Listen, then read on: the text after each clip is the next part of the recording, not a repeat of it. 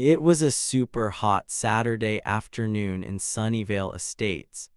The sun was shining so bright it felt like it was cooking the sidewalks. Jake Miller, a guy who loved his weekends, was just trying to have a good time.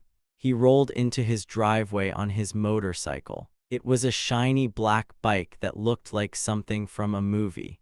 When he started it up, it made a loud vroom vroom noise that echoed down the street. Most people in the neighborhood didn't care about the sound. Some even thought it was awesome, like the kind of noise a superhero's bike would make. But one person didn't like it at all. Her name was Karen Thompson, and Karen had a problem with everything. Jake had been living in Sunnyvale for 6 months. That's half a year, long enough to get to know the place. But ever since he moved in, Karen had been watching him like a hawk. She wasn't just any neighbor, she called herself the boss of the HOA. That's the group that makes rules for the neighborhood, like how your house should look or when to take out the trash. Karen loved those rules. She carried a clipboard everywhere, writing down every little thing she didn't like. If your grass grew a tiny bit too tall, she'd write it down. If your mailbox was a little crooked, she'd write that down too. It was like she was trying to win a prize for finding mistakes. For Jake, it started the day he moved in. Karen marched right up to his house, her clipboard ready. "Your moving truck is blocking the street," she said, pointing at the big van like it was a monster. Jake just nodded and said, "I'll move it soon." He didn't argue, he didn't get mad, he just smiled and went back to unpacking his boxes. But Karen didn't stop there. A few days later, she was back. "Your grass is too long," she shouted, waving her pen in the air. Jake looked at his lawn. It wasn't even that bad, maybe a little shaggy, but nothing crazy. He mowed it that afternoon, but he knew Karen would find something else to complain about. And she did. Over the next few months, it was one thing after another. "Your trash cans are out too early," she'd say, even though Jake put them out the same time as everyone else. "Your mailbox isn't the right color," she complained, even though it was just plain silver. Once she even said his front door was too bright because it was painted red.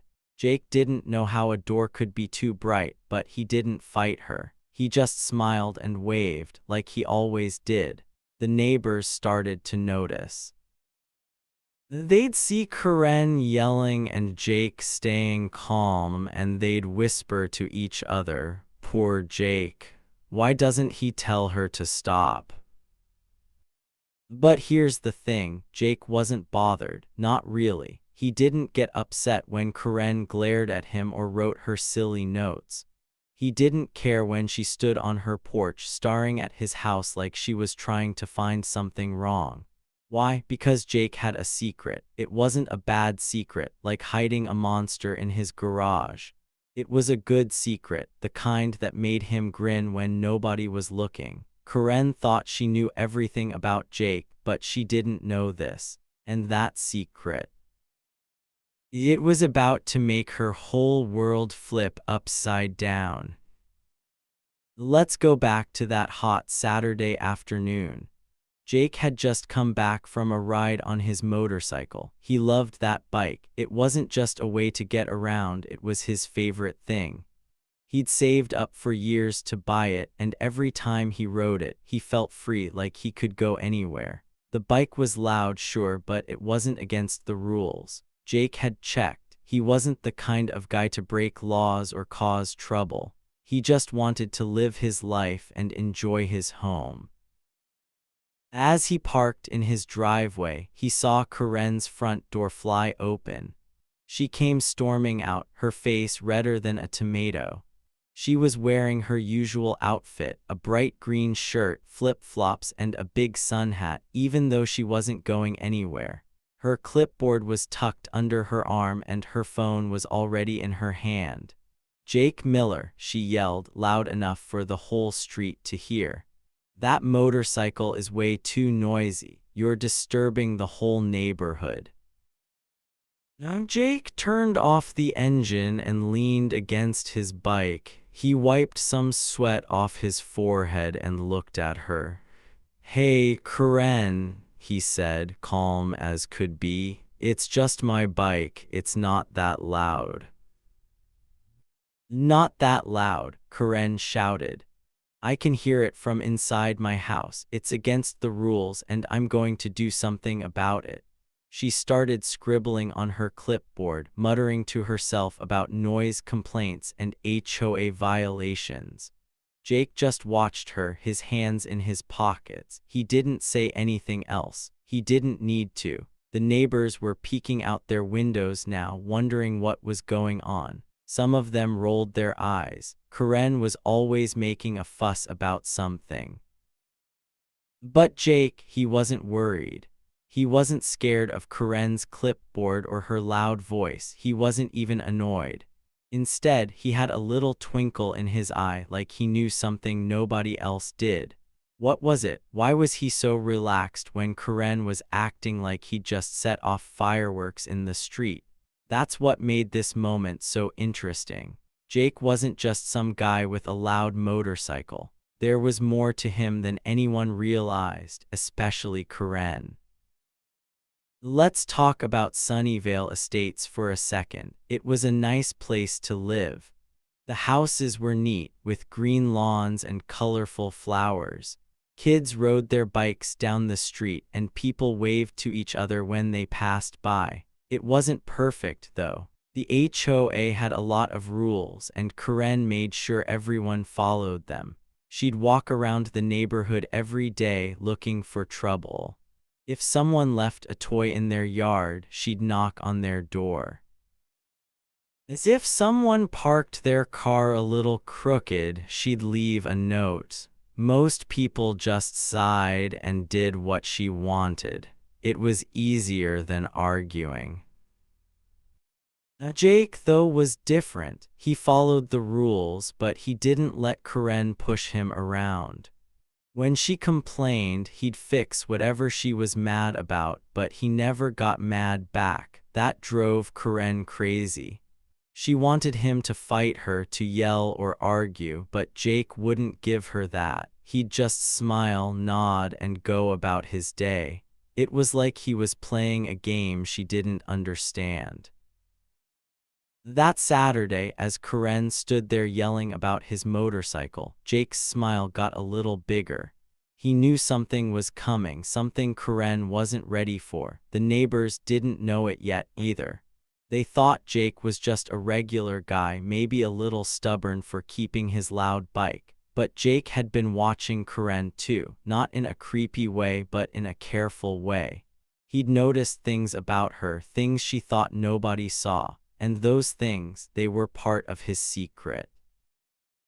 What was Jake hiding? Was it something about his motorcycle? Was it something about him? Or was it something about Karen? That's the question that makes this story so exciting. You see, Jake wasn't just staying quiet because he was nice. He was staying quiet because he was smart. He was waiting for the right moment, like a chess player waiting to make the perfect move. And that moment was getting closer. Karen didn't know it, but she was about to learn something big. All her complaints, all her notes, all her shouting, they were leading her straight into trouble.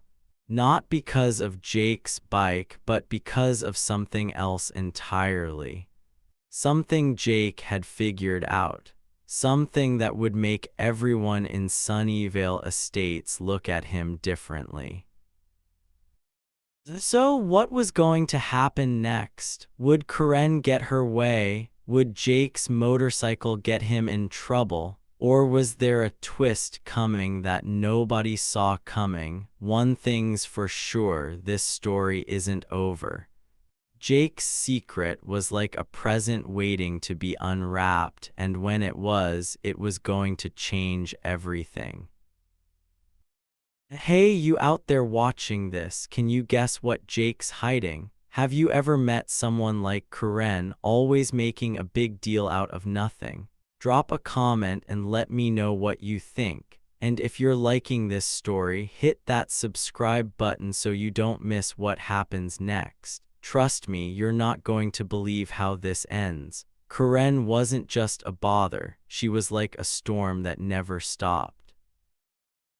She had a way of making everything a big deal, and that hot Saturday afternoon in Sunnyvale Estates was no different. Jake Miller had just parked his shiny black motorcycle in his driveway. The engine made a loud vroom as it turned off, but it wasn't anything crazy. Most neighbors didn't care. Some even liked the sound, thinking it was cool, like something from an action movie. But Karen Thompson, oh, she hated it. She hated anything that wasn't perfect in her eyes. As Jake stepped off his bike, Karen's front door flew open with a bang. She marched out of her house like she was on a mission. In one hand, she held her phone. In the other, she clutched her trusty clipboard, the one she used to write down every little thing she didn't like. Her face was scrunched up and her eyes were locked on Jake. "That motorcycle is a nuisance," she yelled so loud that the whole street could hear her. "It's too noisy and it's ruining our neighborhood." Now Jake didn't even flinch. He leaned against his bike, cool as a cucumber. He wiped a bit of sweat off his forehead and looked at her. "Karen," he said, his voice nice and steady, "it's just my muffler. It's not against the law. Maybe you should take a deep breath and relax." Karen's face turned red, redder than a stop sign on a sunny day. She looked like she might explode. "Not against the law," she shouted. "We'll see about that." She raised her phone and started dialing right there in front of everyone. Jake watched as she pressed the numbers. 911. She was really calling the police. "Hello, yes, I need an officer right now," she said into the phone, her voice sharp and angry. "There's a man here causing trouble with his loud motorcycle. It's noise pollution and it's disorderly conduct." The neighbors started to notice. Curtains moved and faces peeked out of windows. Some people opened their front doors just a crack to see what was going on. They saw Karen waving her clipboard and yelling, and they saw Jake standing there calm and quiet. "Poor Jake," they whispered to each other. "He's not hurting anyone. Why is she so mad?" They felt bad for him. Karen was always picking on someone, and now it was Jake's turn. It didn't seem fair. But here's the thing, Jake wasn't scared. Not even a little. He didn't look nervous or upset. Instead, he crossed his arms and watched Karen with a tiny smile on his face. It wasn't a big grin, just a little curve of his lips, like he knew something funny that nobody else did. Why was he so relaxed? Most people would be worried if someone called the cops on them. They'd be thinking, "Oh no, what if I get in trouble?" But not Jake. He stood there like he was watching a show, and Karen was the star. Karen kept talking on the phone, her voice getting louder and louder. "Yes, officer, you need to come right away," she said. "This man is breaking all our rules. The HOA won't stand for this." She glared at Jake, thinking she'd won. She thought the police would show up, tell Jake he was wrong, and make him get rid of his motorcycle. In her mind, she was the boss, and Jake was just some guy who didn't belong in her perfect neighborhood. But Jake's smile didn't go away. He tilted his head a little, like he was curious about what Karen would do next. His eyes sparkled, like he was holding back a laugh. What was going on in his head? Why wasn't he arguing with her? Most people would have said something like, "Stop it, Karen, you're being silly," or "My bike's not that loud." But Jake didn't say any of that. He just waited, calm and quiet, like he knew something Karen didn't. The neighbors kept watching. They saw Karen packing back and forth, her flip-flops slapping against the sidewalk. She was still talking on the phone, telling the police all about Jake, terrible motorcycle. It's been like this for months, she said, even though Jake hadn't done anything wrong. The neighbors shook their heads. They knew Karen was always making a fuss. Last week, she'd yelled at Mr. Lopez for leaving his sprinklers on too long. The week before that, she'd told Mrs. Kim her flowers were too bright. It was always something with Karen. Jake, though, was different. He'd been living in Sunnyvale for 6 months and he was always nice. He waved to people when he rode by on his bike. He helped carry groceries for old Mrs. Parker. He even picked up litter on the street sometimes just to keep the place clean. So why was Karen so mad at him? It didn't make sense. The neighbors thought maybe she just didn't like motorcycles. Or maybe she didn't like Jake because he was new. Whatever it was, they didn't think he deserved to have the police called on him. But Jake's little smile told a different story. He wasn't worried about the police. He wasn't afraid of Karen's clipboard or her loud voice. He stood there, his hands in his pockets now, watching her like she was putting on a play. What did he know? Was there something about his motorcycle that Karen didn't understand? Was there something about him that she didn't know? Or was it something else entirely? Something that would make everyone's jaws drop? Karen finally hung up the phone. She pointed at Jake, her finger shaking. "The police are coming," she said. "You're going to be sorry, Jake Miller. You can't just do whatever you want around here." She looked so sure of herself, like she'd already won the fight. She clutched her clipboard tighter like it was a shield. In her mind, Jake was in big trouble, and she was the hero who'd saved the neighborhood from his noisy bike. Jake just nodded. "Okay, Karen," he said, his voice still calm. "Let's see what happens." He didn't move, he didn't get mad, he didn't even raise his voice. He just stood there, that tiny smile still on his face. It was driving Karen crazy. She wanted him to fight back. She wanted him to yell or argue so she could write it down on her clipboard and say, "See, he's trouble." But Jake wouldn't give her that. He was too smart for that. The neighbors kept watching, whispering to each other. "What's Jake going to do?" one said. "Why isn't he worried?" asked another. They could tell something was different about this moment. Karen was acting like she always did, but Jake wasn't. He was too calm, too sure of himself. It was like he was waiting for something big.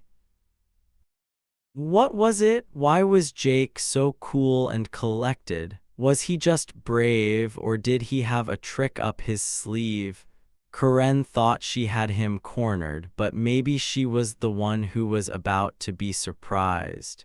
The air felt heavy, like a storm was coming, not a rainstorm, but a different kind. A kind that would change everything in Sunnyvale Estates. Karen was like a whirlwind on the sidewalk, stomping back and forth in her bright green shirt and flip-flops. She held her phone tight, yelling so loud it was like she wanted the whole world to hear. "Yes, officer, I need someone here right now," she said, her voice sharp. "This man is disturbing the peace with his noisy motorcycle." She pointed at Jake Miller, who was still leaning against his shiny black bike in his driveway. Jake didn't move. He didn't look scared or mad. He just stood there, calm as a sunny day. While Karen was busy shouting, Jake did something sneaky. He pulled his phone out of his pocket, quick as a fox. His fingers tapped a fast message and he sent it off. Nobody saw him do it. The neighbors were too busy watching Karen act like she was in a big drama show. Their eyes were glued to her, wondering how far she'd go this time. Please hurry, Karen said into her phone. He's breaking all our rules. She sounded so sure, like she'd already won. Jake slipped his phone back into his pocket and crossed his arms. A tiny smile played on his lips like he knew a secret joke. What was he up to? Why wasn't he arguing with Karen? Most people would have said something by now like, "Stop it, Karen, you're wrong." But Jake didn't. He just watched her, quiet and cool, like he was waiting for something to happen. Minutes passed, maybe 5 or 6, and then everyone heard it, the sound of a car coming down the street. It was a police cruiser, its lights flashing red and blue. The neighbors leaned closer to their windows, peeking out to see what would happen next. Karen's face lit up like she'd just found $1 million. Finally, she shouted, throwing her hands in the air. She pointed at Jake, her fingers shaking. "That's him, officer. Arrest him. He's breaking every HOA rule in the book." The police car stopped and a tall officer stepped out. He had a calm voice, like someone who wasn't easily rattled. He looked at Jake first, his eyes steady. "Sir," he said, "can you tell me what's going on here?"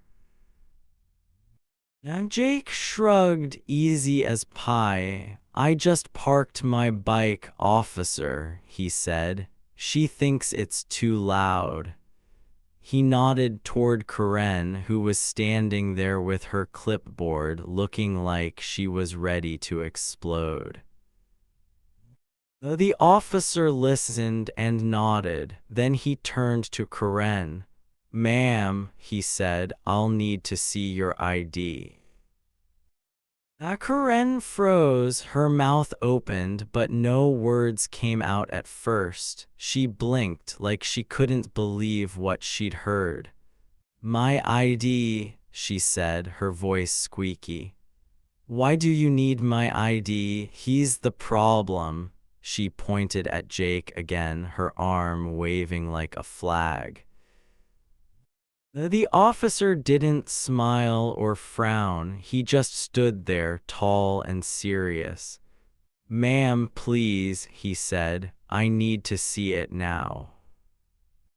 The neighbors gasped softly. They were still watching from their houses, their noses almost pressed to the glass. What was going on? Why was the officer asking for Karen's ID? Everyone thought he was there for Jake. Karen had called the police to complain about him, right? So why wasn't the officer talking about the motorcycle? Something felt off, like a puzzle with a missing piece. Karen's face changed. She didn't look so sure anymore. Her cheeks, which had been red with anger, started to look pale. She clutched her clipboard tighter like it could protect her. "This is ridiculous," she said, but her voice wasn't as loud now. "I'm the one who called you. I'm the HOA president. You should be dealing with him." She kept pointing at Jake, but the officer didn't even glance his way. Jake, meanwhile, was still leaning against his bike. His little smile got a tiny bit bigger. He wasn't saying much, but his eyes were bright, like he was watching something really interesting. What did he know? Why was he so calm when the police were right there? Most people would be nervous, even if they hadn't done anything wrong. But Jake looked like he was enjoying himself, like he'd planned this moment all along. The neighbors started whispering to each other. "Why's the officer asking for her ID?" One said. "Did Jake do something we don't know about?" asked another. They were confused, but they couldn't look away. Karen had been so loud, so certain, but now she was starting to fidget. She shifted from one foot to the other, her flip-flops making little slapping sounds on the sidewalk. Her phone was still in her hand, but she wasn't yelling into it anymore. She looked like a kid who'd been caught sneaking a cookie. "Ma'am," the officer said again, his voice a little firmer now, "your ID, please." He held out his hand, waiting. Karen fumbled in her pocket, her hands shaking a bit. She pulled out a small wallet and handed over her ID, but she kept talking. "This is a mistake," she said. "I'm not the one causing trouble. It's that motorcycle. It's too loud and it's against our rules." She was trying to sound strong, but her words sounded wobbly, like she wasn't so sure anymore. The officer took her ID and looked at it. He didn't say anything for a moment, just studied it carefully. Then he glanced at Jake, who gave a tiny nod, so small you'd miss it if you blinked. What was that about? Did Jake and the officer know each other? Or was Jake just being polite? Nobody could tell, but it made the neighbors lean closer, their eyes wide. Karen noticed the nod and her frown got deeper. "What's going on?" she demanded. "Why are you looking at him? He's the one you should be arresting." She was trying to take charge again, but it wasn't working. The officer wasn't listening to her complaints anymore. He was focused on her ID, and something about the way he stood made it clear he wasn't there just for Jake's motorcycle. Jake shifted his weight, his boots crunching on the gravel driveway. He didn't say a word, but his smile stayed put. It was like he was watching a movie and he already knew the ending. What was he thinking? Was he happy because Karen was in trouble? Or was there something else going on, something bigger? The neighbors couldn't figure it out, but they could feel it. Something was about to happen, and it wasn't what Karen expected. Karen's confidence was crumbling like a sandcastle when the tide comes in. She kept glancing at the officer, then at Jake, then back at the officer. Her clipboard hung at her side now, forgot. She'd been so sure when she called the police. She'd thought they'd roll up, tell Jake to quiet his bike and leave her looking like the hero. But now she wasn't sure of anything. Why did the officer want her ID? Why wasn't he yelling at Jake? It didn't make sense, and that made her nervous. The air felt thick, like before a big storm. Everyone was waiting for the officer to say something, waiting for Jake to explain himself, waiting for Karen to figure out what was going on. Something wasn't right, and Karen was starting to feel it. Her eyes darted around like she was looking for a way out, but there was no running from this moment, not now. What was happening? Why was the officer so calm? And why was Jake acting like he had nothing to worry about? The answers were close, so close, but nobody knew them yet. Not Karen, not the neighbors, not even you. But one thing was clear, Jake's little smile meant trouble, and Karen was about to find out why. The street was quiet, except for Karen's loud voice still ringing in everyone's ears. She stood on the sidewalk, her face red, pointing at Jake Miller and his shiny black motorcycle. The tall police officer was holding her ID, looking serious. The neighbors were watching from their windows, wondering what would happen next. Jake was calm, leaning against his bike with a tiny smile, like he knew something nobody else did. Then everything changed. A new car rolled up, a big, sleek black SUV with dark windows that hid whoever was inside. It stopped right behind the police cruiser, and the neighbors leaned closer to their windows, curious. Who was this? The door opened, and out stepped a woman. She wore a sharp blazer, like someone important, and her face was serious. In her hand, she held a shiny badge that glinted in the sunlight. She looked around, then called out in a strong, clear voice, "Karen Thompson." Karen's mouth fell open like she'd seen a ghost. Her eyes got wide and her clipboard slipped a little in her hand. "Who are you?" she asked, her voice squeaky and not so loud anymore. The woman didn't smile. She held up her badge so everyone could see it. "I'm Detective Lisa Carter," she said. "I work for the Financial Crimes Unit. We've been watching you for a long time, Karen." The neighbors gasped, their whispers buzzing like bees. Financial crimes, watching Karen. What was going on? They looked at Jake, who was still leaning against his bike. His little smile got bigger, like he was trying not to laugh. He didn't say anything, just watched, his eyes twinkling with mischief. Karen's face went pale, like all the color drained out of it. "Watching me?" she stammered, her voice shaking. "This is crazy. I'm the HOA president. I make sure everyone follows the rules." She waved her clipboard like it could prove she was innocent. But her hands were trembling and she didn't look so sure anymore.